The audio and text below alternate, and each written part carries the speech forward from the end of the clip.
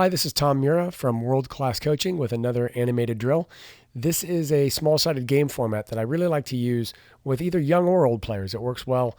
Just depending on what you want to focus on, you can change the numbers of players, you can change the dimensions of the field and the dimensions of the zone to fit what you want to work on. The way I have it laid out here is 30 yards long by 20 yards wide, which is great for 4v4. If you're talking about young players, you're talking about players, 12 years and younger, this is a great setup for that. Each zone is 5 yards long. It's obviously 20 yards wide.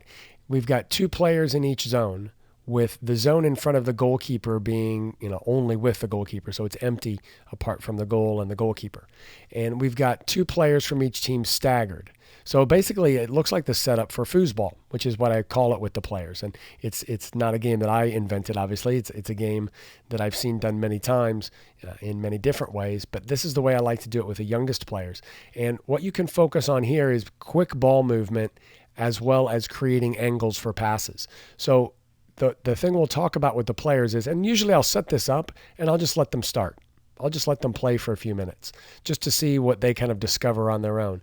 And what I find is that you'll get a lot of short, slow passes back and forth between players within that same zone. So we're knocking the ball, back and forth here. We're going to move defenders slightly when we do that. We're going to move the defenders here. We're going to make them come in here. What I want to see the players doing is finding the quick passes, because when they find those quick passes is when they'll move the defenders enough where we'll find teammates in the next zone. So we'll have a pass then that goes into that next zone. When we create those passes, that's when we create shooting opportunities, because then this player in the zone receives the ball and then can look to shoot, turn and shoot in this case, turn and shoot on goal. So that's what we're eventually looking for, are opportunities to shoot and score. That's not going to happen unless the ball moves quickly so that we can move defenders out of the way. So after they play for the first few minutes, then I'll stop them. I'll ask them, what problems are they having? Why are they not able to break the lines? Or if they are able to break the lines, we'll talk about, what players are doing well in order to break those lines of pressure. So we want them passing the ball quickly. We want them moving to create angles as the defenders squeeze space. We want to try to see if we can split defenders. If we can't split them, then we can play around them. So can we play outside of defenders? Can we play between defenders? Can we play around defenders in order to break that pressure and move into the next zone? If they're moving the ball quickly and they're supporting the ball well with movements off the ball, then they should have a lot of opportunities to move the ball through these spaces. So this is also nice because we can just focus on the technique and the decision making rather than putting a lot of pressure on it, because there's no direct pressure from teammates in this activity. As I progress it, what we'll often do, and maybe if players are having a little difficulty, it's almost a regression, you can say that if a pass is made into that next zone, let's say that we find a splitting pass that goes through here, and we'll make that dash to show a pass to an open player. Maybe we'll say that this player can then join in that play if the ball is passed into that next zone. So now we create 3 players in this zone. So we've got an overload, which will help the players break into that next zone or create that shooting opportunity. So, that would be a progression here, or even a regression, if you will, in order to make it a little bit easier for the attacking team to add that extra player.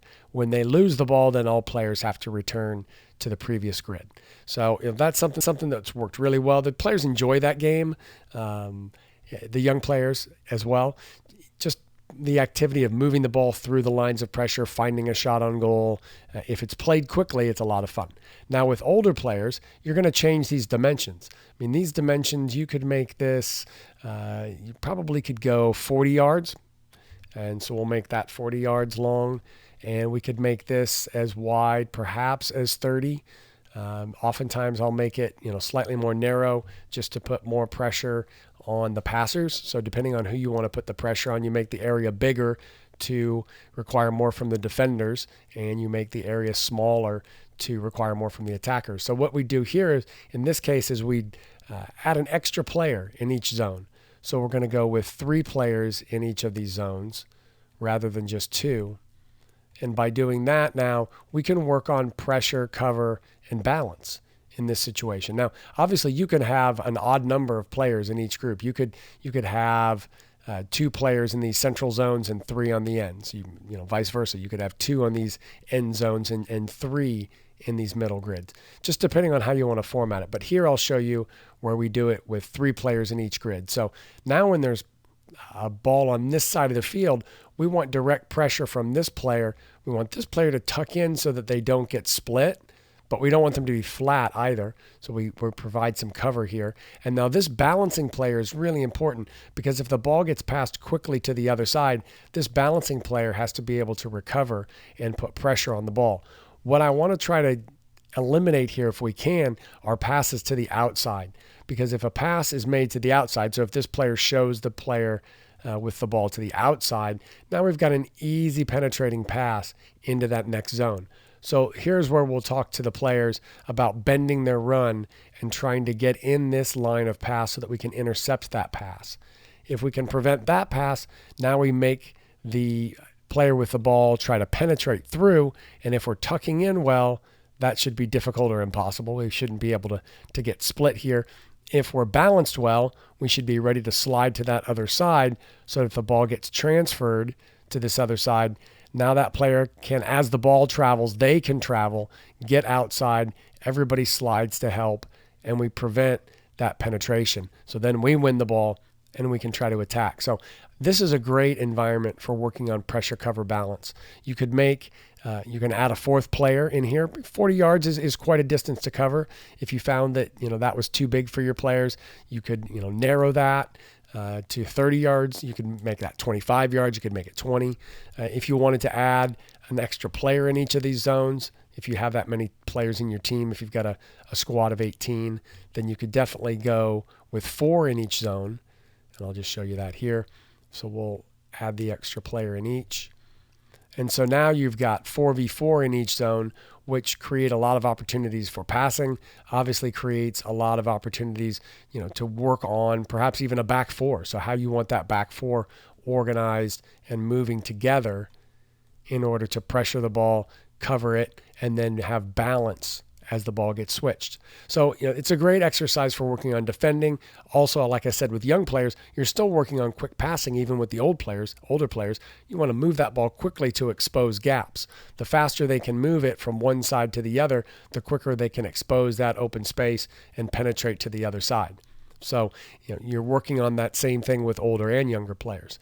The other thing I like this activity for is I like it for recovery. If you're doing a recovery day after a long weekend of games, say, this is a great exercise, a great small-sided game to use because there's no direct confrontation. We don't have tackling going on, but it still puts the players under pressure. It's a good technical exercise. They're working on some tactical ideas. It looks a bit like a scrimmage, so we're actually playing the game. They're just restricted in their movements. As before, we could have players move zone to zone if we wanted to create overloads. But, in addition for, young players, as we said, for quick ball movement, older players, quick ball movement as well, but also working on defensive shape and movement. And then as a recovery activity, I really like this small-sided game. So give this a try with your teams and see how it works for you. Thanks a lot.